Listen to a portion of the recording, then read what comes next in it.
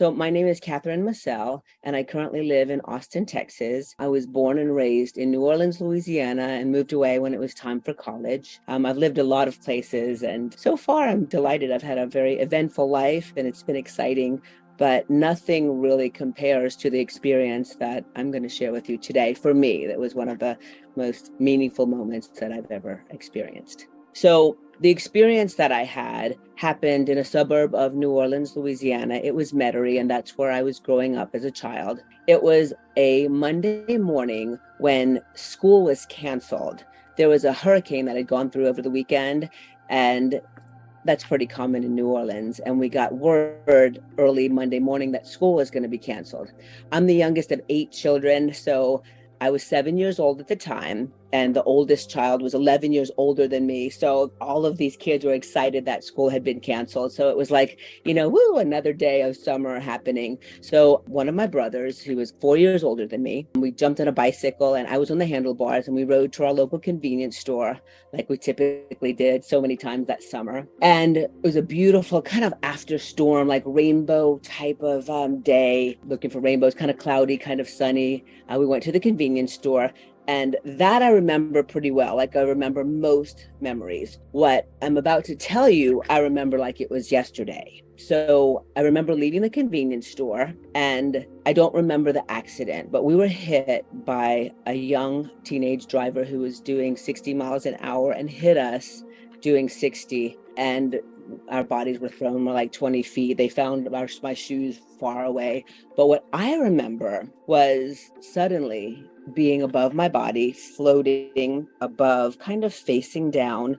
And the height would have been about the height of the top of telephone poles. We were outside. That's kind of about how it felt. I was looking down, and I saw this mangled little blonde-haired girl, and it was surprising that I saw that it was me. And I was looking at me and the scene, and the whole scene, as if I was watching a movie. Literally, if you've ever been to a movie and then went back home, the space that I was looking down at my body was a place that I had been before, and it's a place that I believe that I will be again. And I was watching almost like a movie. Behind me, I never turned around, but behind me was an essence of love and light. And it was I'm going to say being, for lack of a better word, but it was a being that if I were to describe it, it would be like a God or a Jesus, because, I was born and raised Catholic, but it was this loving being that was behind me over my shoulder, watching with me. And there was colorful light emanating from behind me. I never turned around to look at it, but it looked like the scene I was looking at was almost black and white in comparison to the light that was shining behind me. And I'm watching this child, and at that moment, there was a gentleman that was kneeling over me. This was 1974, so it was a long time ago. And the guy was in style. He had curly hair and a mustache, kind of like Sonny Bono from Sonny and Cher. He had bell-bottom jeans on, and he was kneeling and hands over my body, and he had never seen anything like this. This is what I was feeling from him. He was devastated. This was the most traumatic moment he'd ever seen in his life, and he didn't know what to do for me, but I could feel his empathy and I could feel his thoughts. He didn't know if he should pray. He didn't know if he should start CPR. He was thinking of blowing in my mouth. I could hear his thoughts as if, I was reading his mind.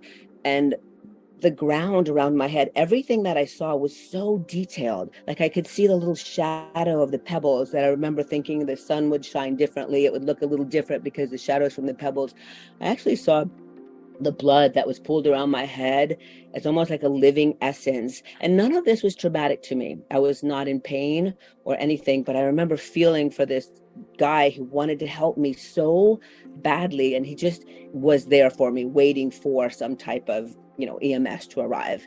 And then I wondered, like, what happened to me, like this little girl? And immediately, with my thoughts, because I thought that, I was shifted over to a young girl, long hair like they had in the 70s, kind of like a Barbie doll. She was leaning over the hood of the car and she was crying. Like, she was in so much trouble. She felt bad because she just hit 2 children. She was in her teens, but I don't know the exact details, but she wasn't supposed to be driving the car that day, or she wasn't supposed to be speeding. She was going to be in so much trouble for this. And she felt terrible, and she was worried. So she was the person who had hit us. And then I could hear someone talking to my sister. My sister's name was Terry. She's 7 years older than me. I had 3 older brothers, and then my sister, and then 3 more boys, and then a girl. There were 8 kids in my family. So I could hear, my sister was my hero at that time. We shared a room together. She was my protector. I was her little, girl that, she wanted a sister so bad because she had so many brothers. I could hear her in the distance. People were saying, go to her, she's calling you. And I could see this little girl's mangled body. My leg was bent backwards. I could see my lips moving, but I don't recall what I was saying, but apparently I was calling for her. So immediately when I thought of my sister, it panned me over to her. And what I saw of my sister was remarkable. What I saw of my sister at that moment when I was calling to her, she was saying to the group of girls around her, I can't go to her. It was too much for her. My sister was my mother's helper, and she had a huge responsibility. She helped take care of all the boys. She helped to clean up and do all of the things. And the responsibility that she was given at that age was too much for her. I saw her at private schools that our parents sent us to, but my parents were struggling to make, ends meet at that time. And the shame she felt from having to wear used clothing, private school with uniforms, the shame that she felt from having brothers that were kind of mean to her and everybody knew them. Think of like the Dukes of Hazzard, some Southern boys that were pretty bad, but she was very much a rule follower. And I just saw this guilt of her. I saw a guilt that she carried with her from being in this role that she had. And I saw resentment that she had towards me because I was the youngest and I didn't have to do laundry or dishes or anything. I was too small to do that. And it was as if she was fighting a battle that didn't exist. She took it on much more seriously than maybe she should have. And it was eye-opening to me because if she would have just told me that, which she never, ever mentioned, then I would have just thought like, I'm sorry, I can't really, too bad for you kind of thing. But I felt how she felt. And because of that, I've always had an unconditional love for my sister because I know what she went through and how hard that is. As we got older, we probably would have gone separate ways. We have different lives. But because of that, I always have and always will have unconditional love for my sister. She couldn't come to me then because it was too much for the life that she had been living thus far. She was always afraid that one of my brothers or someone was going to die because they were bad doing, whatever, boys do. And here she was at that moment when her little sister might be dying and she couldn't go to me. At that moment, I wondered, where's my mom? And when I thought that, I shifted right over to my mother. It was as if my thoughts were directing me to where I could go, what I could see, what I could feel. And there was my mother, who was 35 years old, the mother of 8 kids. She was my hero until this point. Every day of my life, when I woke up in the morning, my mom was awake. And every night when I went to bed, my mother was awake. I've never seen my mom sleep. I've never seen her wearing pajamas. She was busy and she was doing the best job you could even imagine, taking care of 8 kids. She was incredible. So I saw her, and when I saw my mother, I saw things that there's nothing that a child my age could have known. I saw the shame that she went through from having a child so young. I don't know if she had finished high school, and the family members that were involved with her, marrying my dad may or may not have been all that happy about her getting married at such a young age, or maybe it just wasn't a complete acceptance of her.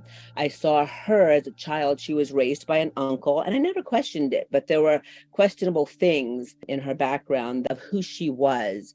And then I was shown, and I'm watching this with this entity, and I was shown a field of which was kind of multicolored flowers that were almost weed flowers with some thorns in it. And there was a white flower that was representation of my mother. And this white flower had been like overlooked, like she was living this life and she was really like a pure good soul amongst these, just average kind of things. So that was kind of surprising to see that about my mother. I looked closely and my lips were moving again. I don't know what I was saying. I wasn't in pain, wasn't in any kind of distress.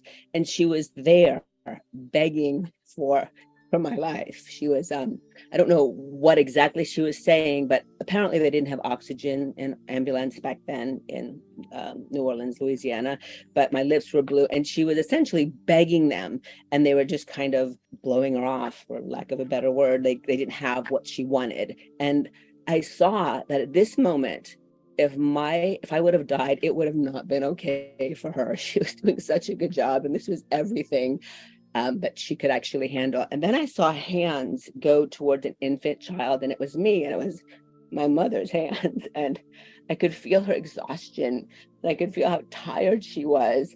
It was just so much love that, she had to offer. So the being that I was with, I had a choice to go back to that life or turn around and go home where I had been before. And as I mentioned, we'll go again. And it was almost identical to what I had said. If you go into a movie theater and then you leave, like, it was my choice. It was like I was watching a movie that I had somehow created.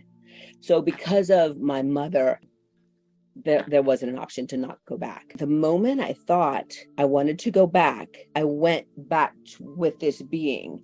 And I mentioned, and again, there aren't words to describe it, but with my thoughts, like how fun this was to go see my sister, see these people, see my mom, just by the thoughts. Like I was negotiating this space and that area by thinking. And that being said to me in a kind, gentle way, it wasn't these exact words, but it was, guard your thoughts, because that is how, your life will be. Like, be careful, what you think. And he shared that with me because I just said how fun that was. And I said, I want to go back. And immediately it's like my thoughts brought me back there. So the next thing I remember, I was back into my body. And it was incredible because I was laying in a bed. I was already at the hospital, and I was looking straight up at the ceiling. And the ceiling was so incredibly beautiful. It was a beige ceiling, and it had the crossbars, like metal crossbars that were slightly glossy, and ceiling tiles that were also the same color, but they were matte, and the contrast was incredible. And I didn't have the background noise yet that we have in life. Sometimes our thoughts just move as if we're watching a television, or our thoughts flow and move as if we're watching a television, and they kind of take up space. When I was watching that scene and feeling this, that was gone. I believe my mind was on the ground with that little girl, and I was just pure energy, and my thoughts were so pure. It wasn't convoluted or polluted by the thoughts that just run through our head all the time that we're kind of not even aware of.